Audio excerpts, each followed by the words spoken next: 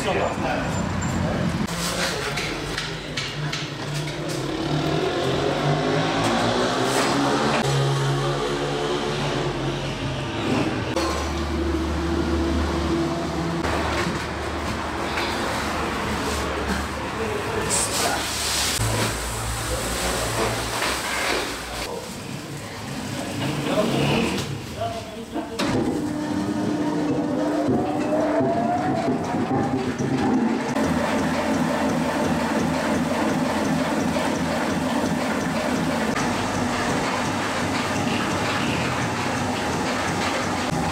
Tamam.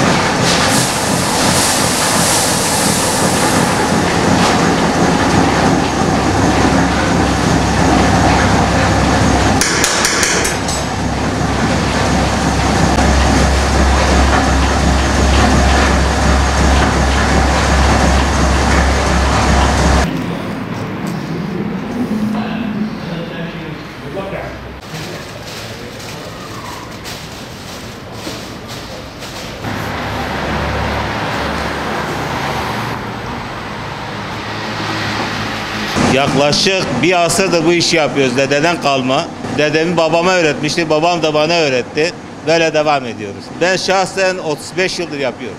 Mesleğimiz kara değirmendir. Eski usuldür. Kepekli un yapıyoruz. Bulgur yapıyoruz. Hepsi doğal. Mercimek yapıyoruz. Şu an Batman'da benden başka yapan yok. Eskiden çoktu. Eskiden yalnızca bu caddede 4-5 kişi vardı. Ama şu an hepsi kaldırmış. Bu fabrikasyona yeni düştüler. Ama ben daha devam ediyorum. İnşallah da devam edeceğim. Vallahi sağlıklı olduğu için yani bu kepekli ekmekte zaten sağlıklı olduğu için bu şeker hastası, kolesterol, mide kanseri hepsi bu beyaz undan oluyor. Ama bizimki doğal olduğu için, kepekli olduğu için rağbet görüyor. Sağlığını seven kişi buraya geliyor. Buğdayını getiriyor, biz de onlara şöyle bu un yapıyoruz. Bulgurunu getiriyor, yapıyoruz onlara. Mercimek olsun. Vallahi benden sonra yapacak kimse yok. Şu an yok ama ben Allah'ın izniyle yapacağım, devam edeceğim. Yani gücüm yetene kadar devam edeceğim. Sağlığını seven gelir işte. Burası çok eski bir değirmendir. En az bir 30 yıldan beri vardır. Biz buraya geliyoruz, un alıyoruz şeker hastaları için. Bizim hastalarımız var, normal un hani olmuyor. Şeker hastası için un alıyoruz. Her seferinde 10 kilo, 20 kilo un alıyoruz. Her yerde bulunmuyor. Allah razı olsun ondan. Bütün hastalara hani derman oluyor, şifa buluyor. Tavsiye ediyorum bütün yaşlılara, bütün hastalara. Her zaman burada hazır un var, temiz undur. Herkesten alınmaz un, burada alınır.